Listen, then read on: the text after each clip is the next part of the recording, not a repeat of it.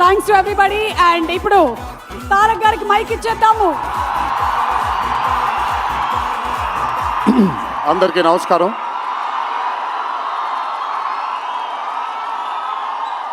మీరందరూ కొంచెం కామ్గా ఉంటే ఇక్కడ మాట్లాడే వాళ్ళు అక్కడికి వినిపించట్లేదు. సో మీరెంత కామ్గా ఉంటే వాళ్ళకి నేను మాట్లాడేది కూడా వినిపిస్తుంది. ప్లీజ్. ముందుగా ఇక్కడికి విచ్చేసినటువంటి అభిమాన సోదరులందరికీ నా నమస్కారాలు.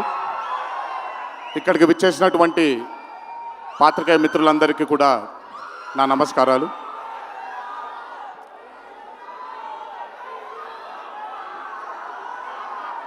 సిద్ధుని నేను పర్సనల్గా అంటే తన చాలా సినిమాలు చూశాను తనవి, కానీ పర్సనల్గా ఎప్పుడు ఇంటరాక్ట్ అవ్వలేదు. ఈ పాండమిక్ తరువాతే నేను సిద్ధుతో ఇంటరాక్ట్ అవ్వడం జరిగింది. చాలా తక్కువ మంది ఇండస్ట్రీలో ఉంటారు. సినిమా అంటే ఒక పిచ్చి ఉండే టెక్నీషియన్స్ చాలా తక్కువ మంది ఉంటారు. అందులో మొట్టమొదటి వరుసలో ఉండాల్సింది సిద్ధు. తనకి సినిమా తప్ప వేరేమీ తెలీదు. డీజే టిల్లు అనే క్యారెక్టర్ని చూసి మీరు అనుకోవచ్చు బేసిక్గా సిద్ధు ఇలాగే ఉంటాడేమో తన పర్సనల్ లైఫ్లో అని. But Siddhu is not that. తనకెంతసేపు సినిమా, తను చేస్తున్నటువంటి క్యారెక్టర్, తను పార్టిసిపేట్ చేసినటువంటి కథ, ఈ కథకి నేను న్యాయం చేస్తున్నానా లేదా అనే తపన. చాలా తక్కువ మంది ఆర్టిస్ట్లో కానీ చాలా తక్కువ మంది టెక్నీషియన్స్లో ఈ తపన్ని చూస్తాం మనం. సిద్ధు డీజే టిల్లు అనే మూవీతో కేవలం సక్సెస్ని కాదు, బట్ మన జీవితంలో కలకాలం మిగిలిపోయే ఒక క్యారెక్టర్ని మనకిచ్చాడు తను. చాలాసార్లు అనుకునేవాడిని, అంటే నేను చిన్నగా ఉన్నప్పుడు టామ్ అండ్ జెర్రీ కార్టూన్స్ని బాగా చూసేవాడిని, పాపాయ్ అనే కార్టూన్స్ని చాలా చూసేవాడిని, హీమ్యాన్ అనే కార్టూన్ని చూసేవాడిని. ఇలాంటి క్యారెక్టర్స్ మన లైఫ్లో సినిమాల ద్వారా మిగిలిపోతే ఎంత బాగుంటుందో అని ఎప్పుడూ కోరుకునేవాడిని. అండ్ ఈరోజు టిల్లు కేవలం ఒక డీజే కాదు, టిల్లు కేవలం ఒక సిద్ధు జొన్నలగడ్డ కాదు, టిల్లు మన ఇంట్లో మన చుట్టూ తిరిగే మనిషి అయిపోయాడు ఈరోజు. Hats off to Siddhu, hats off to the whole team of DJ Tillu and Tillu square for creating ఒక క్యారెక్టర్ని మన ఇంట్లో ఉండిపోయి మన మనిషిలాగా మన చుట్టూ తిరుగుతూ ఉండే ఒక క్యారెక్టర్ని క్రియేట్ చేసినందుకు ముందు హ్యాట్స్ ఆఫ్ టు దెమ్. నవ్వించడం అనేది ఒక వరం, నవ్వకపోవడం ఒక శాపం. నాకు బేసిక్గా నేను నవ్వడం మొదలు పెడితే నాకు ఆపుకోవడం చాలా కష్టం. నేను అదుర్స్ చేసినప్పుడల్లా పాపం మా వినయ్ అన్న తెగ కష్టపడిపోయాడు. ఎందుకంటే బ్రహ్మానందం గారిని ఆయన డైలాగ్ చెప్పక్కర్లేదు, ఆయన్ని చూస్తే చాలు నవ్వేసేవాడిని. అది త్రివిక్రమ్ గారు కూడా చాలాసార్లు ఫేస్ చేశారు అరవింద సమేత జరుగుతున్నప్పుడు.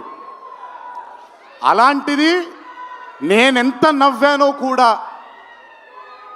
ఇంకా నేను నవ్వలేను బాబోయ్ అన్నంత నవ్వించాడు సిద్ధు ఈ సినిమాతో.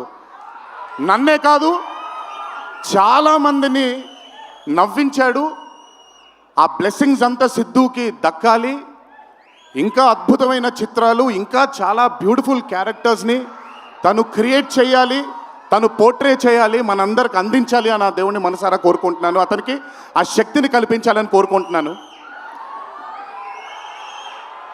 ఒక్కసారి మీరు వినాలి ఇప్పుడు నేను చెప్పేది. వినపడుతుందా?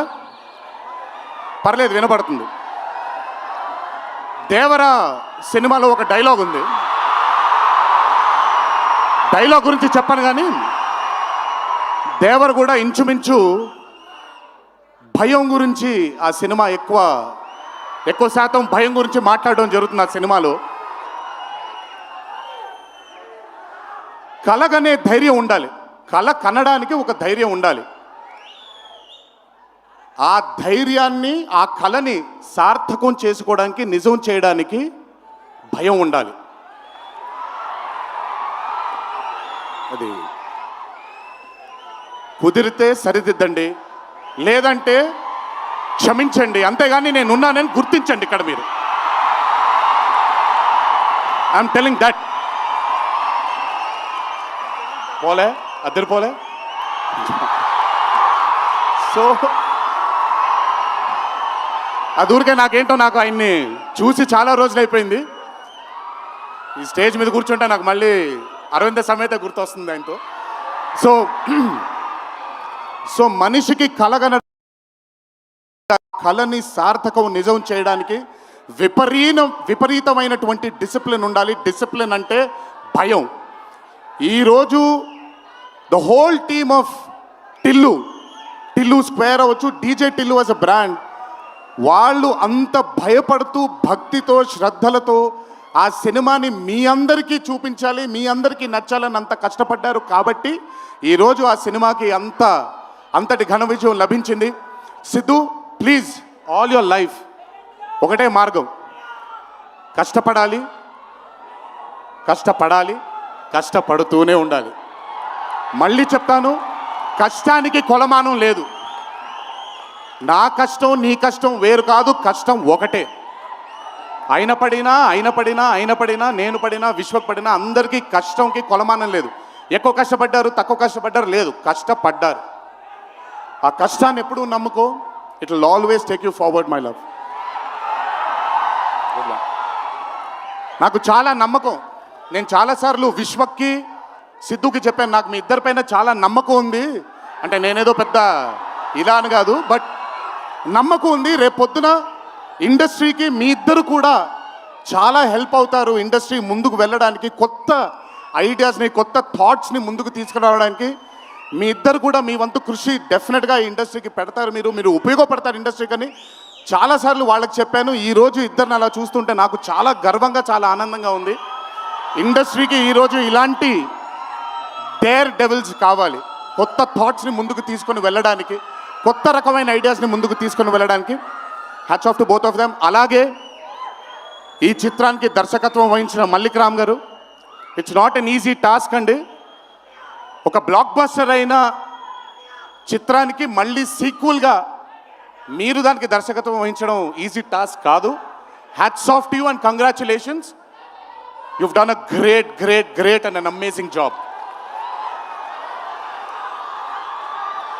అలాగే ఈ చిత్రానికి పనిచేసిన